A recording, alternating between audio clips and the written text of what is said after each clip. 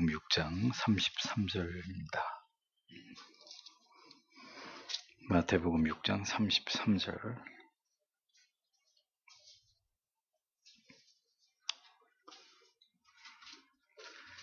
같이 읽겠습니다. 너희는 먼저 그의 나라와 그의 의를 구하라. 그리하면 이 모든 것을 너희에게 더하시리라. 아멘. 네, 오늘 내용도 중요한 내용인데 주무시면 안 됩니다. 네, 졸음이 오시면 뒤에 나가서 서서 말씀을 집중해서 잘 들으셔야 돼요. 앉아서 주무시다가 걸리면 일어나셔서 뒤에 가라고 제가 말씀드릴 거예요. 아무개 2주나 일어나서 뒤에 가세요 이렇게 얘기할 거예요. 자, 하이델베르크 유리문답 118번째 무엇을 구하라 명하셨습니까? 이런 제목입니다. 118문 하나님께서는 그에게 무엇을 구하라고 우리에게 명하셨습니까? 몸에 필요한 모든 것인데 그리스도 우리 주께서 친히 가르쳐 주신 기도에 그것들이 다 담겨 있습니다. 네, 그렇게 되어 있습니다. 성도는 무엇을 하나님께 구해야 되느냐? 교리는 영혼과 몸에 육신에 필요한 모든 것을 구해야 된다. 이렇게 설명을 하고 있습니다. 그리고 그 내용이 가장 잘 표현되어 있는 그것이 모두 담겨 있는 것이 주님께서 우리에게 가르쳐 주신 기도다. 이렇게 답하고 있습니다. 영혼과 몸에 필요한 것을 구하는 것이 뭐다? 기도이다. 간략하게 이렇게 오늘은 교리가 정의를 내립니다. 기도가 영혼에 필요한 이유는 무엇 때문일까요? 기도는 우리의 영혼이 하나님과 올바른 관계를 유지하면서 우리의 죄를 사함받고 우리의 영혼이 건강한 상태를 유지함에 있어서 필수 불가결한 요소다. 먼저 이것을 우리가 분명하게 기억해야 합니다. 우리의 육신이 필요한 영양분을 음식을 통해서 골고루 섭취해야 우리의 몸이 건강을 유지할 수 있는 것처럼 우리의 영혼을 위한 필수 영양분은 바로 하나님께 드리는 올바른 기도를 통해서 공급되고 이것을 통해서 영혼의 건강이 유지되고 보존된다는 거 잊어버리시면 안 됩니다. 말씀 그 다음에 기도인데 일단 말씀은 놔두고 오늘은 기도를 얘기하니까 기도가 우리의 영혼의 필수 영양분을 공급받는 통로다. 기도는 우리의 영혼을 정결하고 정직하고 투명하게 보존하는 일을 위해서 하늘로부터 공급하시는 은혜를 공급받는 주 통로가 바로 기도입니다. 생명 있는 기도를 통해서 우리의 영혼이 건강할 때 비로소 우리의 육신도 건강할 수 있는 것이고 심지어 우리의 육신을 위한 필요까지도 하나님께 올바르게 기도하고 간구할 수 있다. 자, 이런 원리를 분명하게 기억하셔야 됩니다. 영혼의 강건은 강성희 집사님 아들 이름이 아니라 영혼의 강건은 육신의 강건과 불가분의 관계에 있기 때문이죠. 영적인 것이 먼저인지 육적인 것이 먼저인지 기도의 우선순위가 어떤 것이 우선인지를 굳이 밝히라면 주님께서 가르쳐 주신 기도의 내용을 통해서 가장 먼저 우선시 되는 것이 기도의 순위가 뭐라는 걸 알 수 있죠? 육적인 것이 아니라 영적인 것이 먼저이다. 이 사실을 알 수 있는 것입니다. 이는 우리의 영혼이 잘됨 같이 범사가 우리의 육에 속한 모든 일조차도 영혼이 잘 되는 것에 따라서 하나님의 은혜 가운데 잘 되고 평안할 수 있게 하신 것이 하나님이 세우신 원리이기 때문에 그렇습니다. 우리의 영혼에 필요한 것이라고 하면 뭘 의미하겠습니까? 결국 하나님과의 영적인 관계를 의미하는 것입니다. 성도는 언제나 하나님과 친밀한 관계를 아무런 거리낌이 없는 투명한 관계를 유지하는 일에 최선을 다해야 합니다. 하나님과의 관계가 어그러지고 깨어져 버린 요원한 관계 가운데 있다면 그 사람은 지금 실패하고 있는 인생을 살아가고 있는 사람이에요. 아주 정확히 얘기해서. 그의 기도는 당연히 막혀 있을 것이고 그의 영혼은 깊은 수면 아래로 가라앉은 채로 그나마 형식적으로 겨우 주일에 예배에 참여하는 것만으로 간신히 신앙의 가느다란 끈을 이어가고 있는 그런 상태일 뿐에 지나지 않는 상황이 있을 것입니다. 그러니까 제가 여러분들에게 말씀드리고 있는데 부디 그런 권태에 빠진 무기력하고 생명력 없는 신앙의 자리에서 박차고 일어나야 됩니다. 그건 지금 하나님을 신앙하고 있는 게 아니에요. 여러분들이 여기 앉아 있어도 잠을 자면 졸음을 이기지 못하시면 무슨 소리가 제가 지금 무슨 말씀을 전하는지 전혀 이해할 수 없고 남는 게 없듯이 신앙이 그렇게 지리멸렬한 상태에 그럼에도 다람쥐 쳇바퀴 돌아가듯이 그렇게 돌아가고 있는 그런 상태일 뿐이라면 그건 지금 신앙생활을 하고 있는 게 아니라 영적인 깊은 침륜에 빠져 있는 상태일 뿐인 것입니다. 그것은 절대 하나님이 우리에게 원하시는 삶이 아니다라는 것을 아셔야 됩니다. 그렇게 죄와 사망의 족소에 매여서 그리스도께서 베풀어 주신 그 구원의 은총과 그 생명을 누리지 못하는 삶은 결코 구원받은 성도가 살아가야 될 삶이 아니다라는 것을 깨달아야 하는 것이죠. 그래서 늘 말씀드리지만 성도는 자기 영혼을 가장 소중하게 여기는 사람이 되어야 한다는 것입니다. 지금 자신의 영혼이 빈사 상태에 놓여 있고 전혀 하나님과의 친밀한 관계 속에 복되고 기쁨을 누리지 못하고 있다면 그 사람이 지금 직장을 다니고 열심히 돈을 벌고 학교에서 공부를 열심히 하고 세상에서 친구를 만나서 맛있는 음식을 먹고 극장에 가서 영화를 보고 쇼핑을 하고 그래서 내일을 또 기대하고 도모하는 모든 것들이 아무 의미가 없는 것이에요. 아무 의미가 없는 거예요.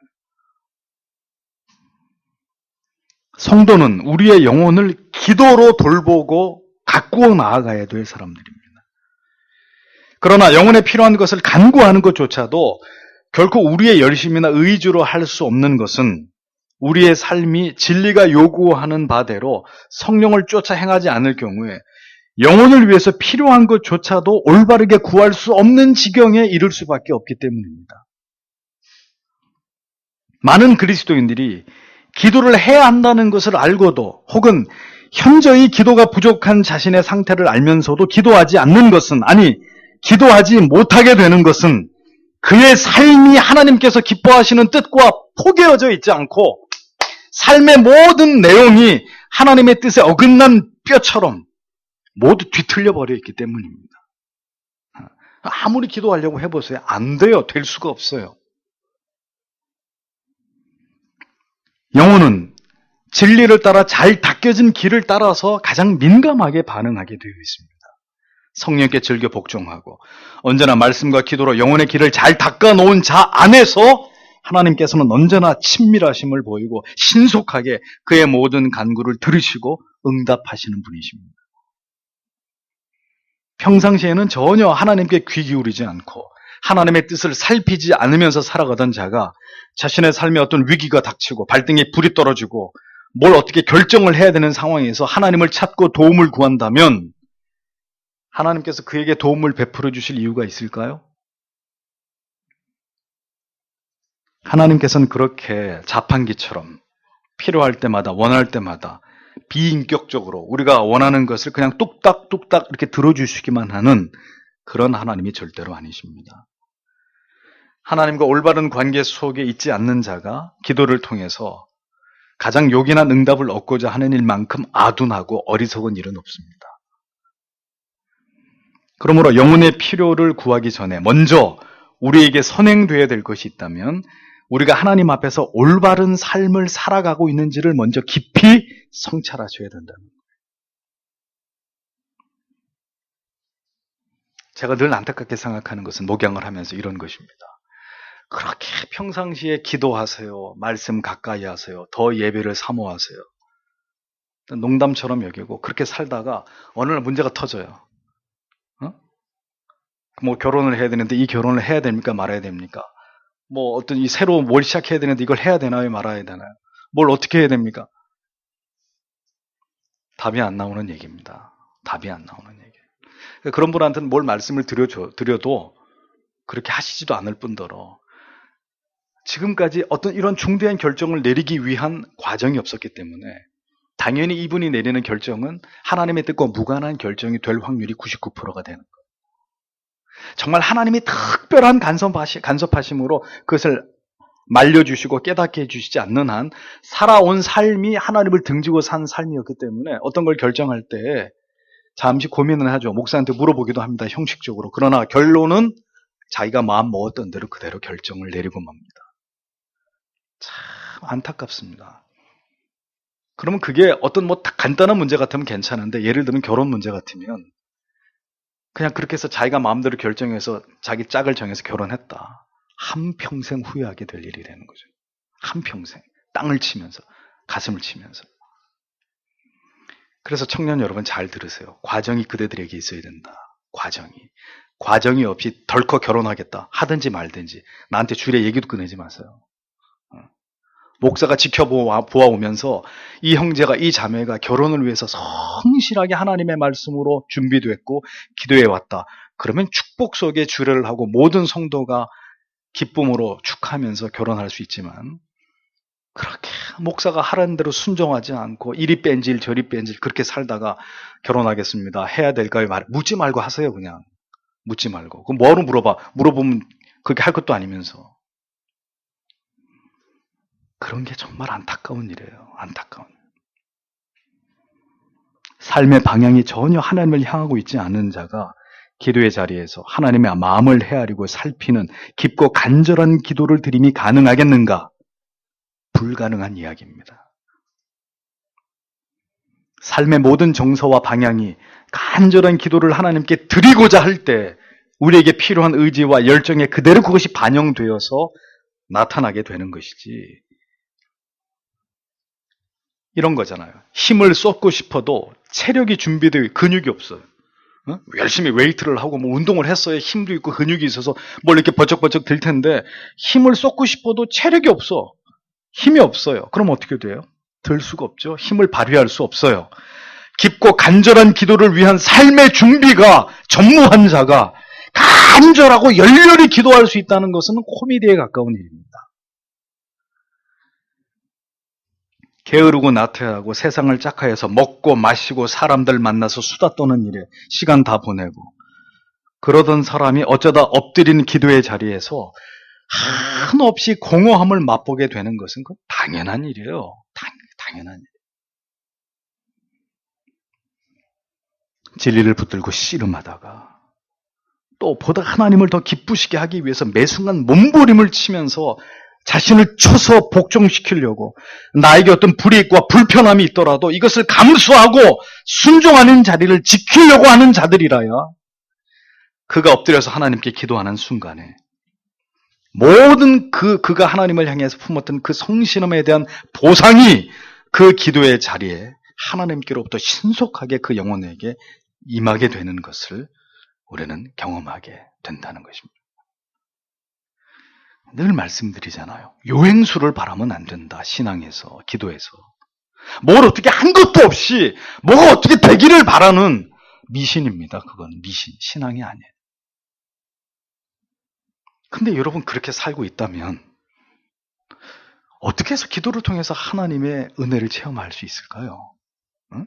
그 기도를 통해 하나님께로 나아가는 모든 길이 다 막혀있고 끊겨있고 울창하게 수풀이 자라고 있는데 어떻게 기도로 하나님께 나아갈 수 있을까요?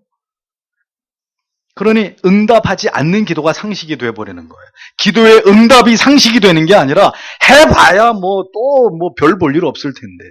그러니 기도 안 하게 돼. 기도가 죽어버리게 되는 거죠. 하나님의 사람들은 어느 자리에서 가장 큰 하나님의 사랑과 친밀함과 위로와 감격과 기쁨을 맛볼까요? 예?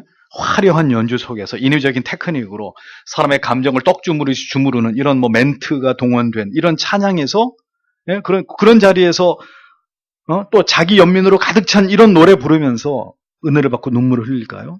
아닙니다. 열렬하게 살아가는 삶의 모든 순간순간마다 기도의 자리로 나와서 하나님께 간절히 무릎을 꿇는 순간 나를 아시는 하나님께서 그 기도의 자리에서 거룩하신 하나님의 임재를 보이실 때 우리는 그 기도 가운데서 말로 다 표현할 수 없는 우리에게 임하시는 은총을 맛보게 되는 것이고 그 은총으로 말미암아 우리는 더 기도의 힘을 얻게 되는 것이니 그 기도는 더 간절하고 뜨겁게 하나님께서 기도하기를 원하시는 그 기도의 제목을 쫓아서 어두운 밤 하늘을 가르고 충천하는 화염기둥처럼 그렇게 하나님께 뻗어나가는 기도가 될 수 있는 것이라는 것. 그래서 사도행전 1장 14절에 보면 마음을 같이하여 기도에 전혀 힘쓰니라 이 구절이 기록되어 있습니다. 여기서 전혀 힘쓰다라는 말의 원어의 의미는 기도가 뻗어나가게 하다 그런 뜻입니다. 소방차가 힘찬 물대포를 가지고 불을 끌려고 이 물을 분사할 때 그 물 수압의 힘이 얼마나 세면 막 벽들도 다 무너뜨려 버려요. 유리창 다 깨져요. 사람 맞으면 사람 장정도 다 나가 떨어져 버릴 힘입니다. 뻗어나가는 거, 뻗어나가는 거. 그런 힘이 그들의 기도 속에 실려 있었다는 것입니다. 예수 그리스도의 제자들은 그렇게 강력한 기도를 다락방에 모여서 하나님께 쏘아 올리고 있었다. 성경은 그렇게 증언합니다. 기도에 목숨을 거는 사람들은 기도할 수 없는 환경 가운데서조차도 성령의 도우심을 입어서 더 힘있게 기도에 진력할 수 있지만, 기도가 죽은 자들은 오늘도 기도할 수 없는 핑계와 변명 뒤에 자신을 감추어 두고 기도할 수 없는 이유를 구실 삼아서 기도를 죽이고 자기의 영혼을 죽이고 있을 따름이에요. 기도할 때 영혼의 필요가 더 간절해지고 더 구체화되는 것입니다. 기도하지 않는 자, 자신의 영혼의 문제가 무엇인지조차도 전혀 깨닫지 못하게 되고 무엇을 기도해야 할지조차 알지 못하는 영적인 흑암 속에 주저앉아 있게 될 뿐입니다. 영혼을 올바로 세우고 자신의 삶을 진리를 조차 치열하게 조율할 때만이 영혼을 위한 폭포수 같은 기도가 쏟아져 나올 수 있는 것입니다. 힘찬 분수처럼 우리의 기도가 하나님께로 힘차게 쏘아 올려지는 그런 기도가 될 수 있는 것이라는 거죠. 이렇게 영혼의 필요를 위한 기도가 힘있게 살아날 때 더불어 이제 우리의 육신을 위한 모든 기도의 제목과 방향이 구체화되어서 무엇을 어떻게 기도할지를 깨닫게 되는 것입니다. 우리의 몸을 위한 기도를 할지라도 무턱대고 기도하는 것이 아니라 성령께서 우리의 영혼의 지혜를 주셔야 우리의 육을 위한 기도를 할지라도 하나님이 원하시는 합당한 기도의 제목으로 간구할 수 있는 것이라는 거죠. 영혼을 위한 기도에 성공할 때 육체를 위한 기도 또한 하나님이 원하시는 뜻을 쫓아서 기도하게 되는 것입니다. 영혼이 꽉 막혀 있고 하나님과의 관계가 무너져 있고 영혼이 깊은 수면 상태에서 몽롱한 가운데 있는 사람이 자신의 육체를 위해서 무슨 기도를 드릴 수 있겠어요? 응? 영혼이 죽어 있는데 자기 육을 위해서 자기 이 땅에서의 살아가는 삶의 문제를 위해서는 어떤 기도를 제대로 할 수 있겠습니까? 그저 앵무새 같은 의미 없는 기도만 매일 반복될 뿐입니다. 어떤 기도? 잘 되게 해주세요. 취직하게 해주세요. 시험 합격하게, 건강하게 해주세요. 뭐 주세요. 뭐 주세요. 매일 주문 같은 기도만이 반복될 뿐인 것이죠. 그냥 기도의 샘이 겨우 절절절절 흘러나가는 지경에 이르게 될 뿐이라는 것입니다. 그러니까 어떤 문제가 생기냐? 자신조차도 하나님께 기도를 들어주실지 확신하지 못하는 기도를 그저 습관처럼 외우게 되는 죽은 기도, 공허한 기도를 드릴 수밖에 없게 되는 것입니다. 기도를 하고 있는데 자기조차도 확신이 없는 기도를 하고 있는 거예요. 안 하면은 좀 그렇고 하자니 기도가 응답될 것 같지도 않은. 그럼 어쩌자는 거예요? 그럼 어떻게 해야 되는 거예요? 답이 안 나오는 거예요. 답이. 영혼이 깨어있고 살아있는 자라야 이제 영혼을 위한 기도에 이어서 육신을 위한 기도를 드릴 때조차도 하나님의 뜻을 헤아려서 지혜롭고 합당한 기도를 드릴 수 있는 것입니다. 영혼이 총기와 지혜를 잃어버렸는데 그런 영혼으로 자신의 육신, 자신의 미래를 위한 어떤 기도를 드릴 수 있겠는가? 무엇이 우선순위인지, 지금 나의 계획과 내 인생에서 무엇이 가장 중요하고 시급한 일인지, 이런 것에 대한 아무런 깨달음이 없이 그저 무감각한 습관적인 기도만이 간간히 되풀이될 뿐인 상태라면 내 영혼은 지금 심각한 상태에 있는 거예요. 영혼의 불이 꺼져 있는 상태에 있는 거죠. 그렇습니다. 그렇게 영혼과 육신은 영적인 것과 육적인 것은 밀접한 연관을 가지고 있고 기도를 통해서 영혼과 육체가 잘 조화를 이루고 있지 못하게 되면 어떻게 스스로 어리석고 미련한 삶을 살아가게 되는 것이고, 언제나 그런 사람에게는 후회가 꼬리표처럼 따라다니게 되는 삶을 지루하게 살아갈 수밖에 없는 것이라는 것. 올바른 삶을 살아가고 규칙이 있는 삶을 살아가는 학생은 집에서나 학교에서나 교회에서나 선생님에게 혹은 목사에게 혹은 부모님에게 훈계나 꾸지람이나 잔소리 같은 거 들을 이유가 없습니다. 왜? 반듯하게 사는데 누가 그 사람한테 뭐라고 해요? 사랑하는 지체 여러분,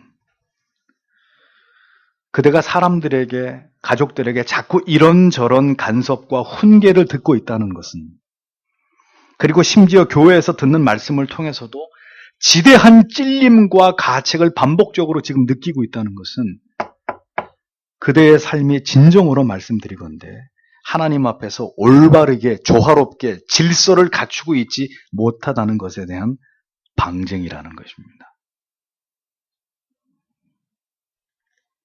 기도하지 않을 때 우리의 영혼과 육체는 그렇게 혼돈 그 자체에 머물러 있을 수밖에 없는 것이고, 우리 자신조차도 우리의 삶을 제어하지 못할 만큼 무너져 버리게 되는 그런 삶을 살아가게 된다는 것을 잊어서는 안 됩니다. 부탁드리건데 오늘 이 설교를 몇 번이고 들으셔야 돼요. 이건 아주 중요한 얘기예요. 그래서 하나님께서는 하나님의 자녀들이 기도하기를 원하시는 것입니다. 그리고 그것이 중요하기 때문에 아무렇게나 기도하지 말고 예수님이 친히 너희는 이와 같이 기도하라 라고 주님이 가르쳐 주신 기도의 표본을 성경 안에 담아 놓으십니다. 기도만이 우리의 영혼과 육체를 하나님을 경외하는 일과 이 세상에서 성도로 살아가는 모든 일에 있어서 질서 있게, 조화롭게, 아름답게, 그리고 정결하게 유지하고 관리할 수 있는 첩경이 되는 것입니다. 기도하는 것. 이처럼 성도에게는 그의 인생 자체를 하나님 앞에서 튜닝해 나가는 일입니다. 그래서 기도에 성공하면 그 인생이 하나님 앞에서 하나님의 영광을 드러내는 아름다운 삶의 도가 될 수 있지만, 기도에 실패하면 그의 영혼도 그리고 이 세상에서의 모든 삶도 모두 실패하는 삶이 될 수밖에 없다는 사실을 기억하셔야 됩니다. 기도가 싫습니까? 그러면 차라리 빨리 무덤으로 들어가는 게 나아요. 기도 없는 삶을 사느니 차라리 아무것도 먹지 않고 굶어 죽는 게 훨씬 나아요. 굶어 죽어요, 그냥.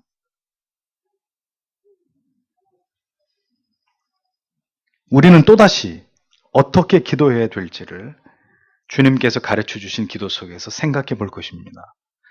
주님께서 가르쳐 주신 이 기도의 교과서의 내용을 잘 숙지하고 그 의미를 깊이 여러분들의 영혼 가운데 새기십시오. 이 주기도문의 강의는 벌써 여러 번 반복되고 있습니다. 근데 언제까지 계속 반복될지는 알 수 없어요. 기도가 올바를 때 삶이 올바를 때 우리의 인생 전체가 하나님 보실 때 올바른 인생이 될 수 있는 것입니다. 기도가 올바르지 않거나 기도의 축이 아예 부러져 버렸거나 그렇게 되니까 매사가 잘 되는 일이 없고 그 인생이 하나님 앞에서 아름답게 쓰임 받을 일이 만무해지는 것입니다. 다음 주부터 또다시 이 기도의 모본에 대해서 공부하게 될 텐데, 이번 기회야말로 여러분이 다시 기도의 사람으로 우뚝 세워질 수 있는 마지막 기회다, 이렇게 생각하시고, 오늘은 영혼과 육체를 위해서 왜 이 기도가 중요한 것인지를 말씀드렸습니다. 기도하겠습니다.